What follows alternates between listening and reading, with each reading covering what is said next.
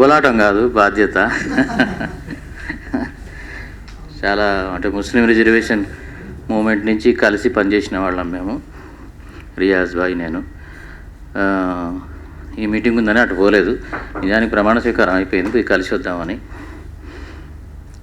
అయితే నేను ఎక్కువ టైం తీసుకోను, పెద్దలు ఉన్నారు.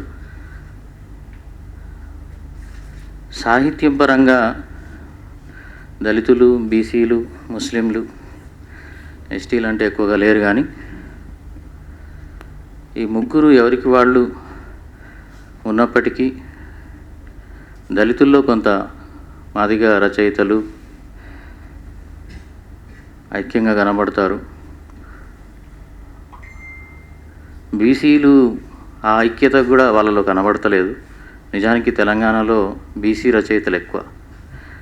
దానికోసం కృషి చేసేవాళ్ళు, అంటే వాళ్ళను ఐక్యం చేసి అప్పుడెప్పుడో అనుకోకుండా చాలా స్పీడ్గా వెంటాడే కళలు వెనుకబడ్డ కులాలు అని చెప్పి జూలూరి గౌరీశంకర్ ఒక పుస్తకం వేశాడు. టకటక అందరినీ నుంచి కవితలు తీసుకొని పుస్తకం వేసి ఉండే, కానీ దానికి సంబంధించి బీసీలను ఏకం చేసే సమావేశాలు ఏం జరగలేదు, ఆ ప్రయత్నం జరగలేదు. దాని తర్వాత చింతం ప్రవీణ్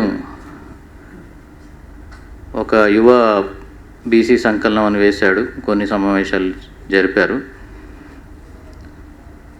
పెద్ద రచయితల్ని, యువ రచయితల్ని కలుపుకొని జరగాల్సిన బీసీ ఐక్యత సమావేశాలు జరగాల్సి ఉండే, అది ఇప్పటికైనా జరగాల్సిన అవసరం ఉంది. అట్లా జరగకపోవడం వల్ల ఆ ప్రభావం బీసీ కమ్యూనిటీస్ మీద సాహిత్య ప్రభావం ఎంతో కొంత పడుతూ ఉంటుంది మీటింగ్స్ వల్ల.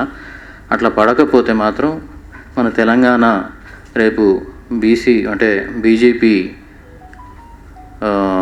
చేతుల్లోకి వెళ్ళే ప్రమాదం ఉంది. ఈ నేపథ్యంలో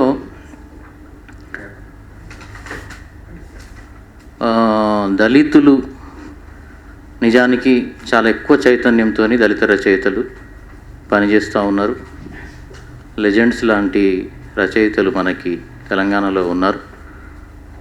దళితుల నుంచి ఎవరికి వాళ్ళుగానే ఎక్కువగా రాసుకుంటున్నారు, వాళ్ళ మీటింగ్స్ వాళ్ళు చేసుకుంటున్నారు, కానీ సమూహంగా చేసే పని జరగడం లేదు. దళిత అని చెప్పి అన్నప్పుడు మాల మాదిగా కాకుండా ఉపకులాలు కూడా అన్నీ వస్తాయి, కానీ ఎవరికి వాళ్ళుగా ఉండడం, ఏకం చేసే పని జరగకపోవడం, ముఖ్యంగా మాల ఉపకులాలు, మాదిగ ఉపకులాలు ఈ మొత్తంగా కలగలిపి ఒక సామరస్య సాహిత్య సంకలనము, కవిత్వం కావచ్చు, కథలు కావచ్చు, అవి పెడుతూ వాళ్ళందరినీ ప్రత్యేకంగా గుర్తిస్తూ పిలుస్తూ అట్లాంటి ఒక బృహత్ ప్రయత్నం జరగాల్సిన అవసరం ఉంది తెలంగాణలో. అట్లాగే బీసీలకి, దళితులకి చాలా దూరం ఉన్నది మధ్యలో. ఆ దూరాన్ని తగ్గించడానికి నిరంజన్ లాంటి వాళ్ళు, సంగీశెట్టన్న లాంటి వాళ్ళు కొన్ని ప్రయత్నాలు చేస్తున్నప్పటికీ పెద్ద ఎత్తున వాళ్ళ బీసీలు రాసిన దళిత సాహిత్యాన్ని, దళితులు రాసిన బీసీ సాహిత్యాన్ని కలిపి పుస్తకాలుగా వేస్తూ ఒక కలగలుపు సమావేశాలు పెడుతూ ఆ మెసేజ్ని మనం తెలంగాణ సమాజానికి అందించాల్సిన అవసరం ఉంది. ఎందుకంటే అంబేద్కరు ప్రేమ వివాహాలు చేసుకోవాల్సిన అవసరం ఉంది అని ప్రేమ వివాహాలని సపోర్ట్ చేస్తే, తెలంగాణ వచ్చిన ఈ 10 ఏళ్లలో తెలంగాణలో ఒక 100 ప్రేమహత్యలు జరిగినాయి. 100 ప్రేమ పెళ్ళిళ్ళు చేసుకున్న యువకుల హత్యలు 100 జరిగినాయి. అవి ఎక్కువగా దళితులు, బీసీల మధ్యలోనే ఉన్నాయి. కాబట్టి ఇది ఎంత వ్యత్యాసం ఆ సమూహాల మధ్యలో ఉందో మనము చాలా తీవ్రంగా ఆలోచించాల్సిన విషయం.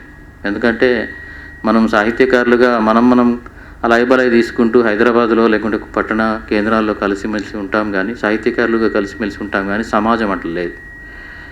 సమాజం కోసం మనము సాహిత్యకారులుగా ఇట్లాంటి పెద్ద ఒక ప్రతీకాత్మక సమావేశాలు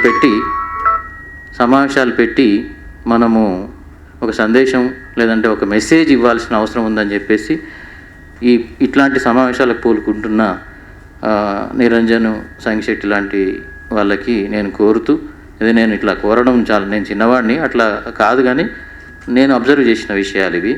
ఇది జరిగితే చాలా మేలు జరుగుతుందని చెప్పి నేను భావిస్తాను. Thank you.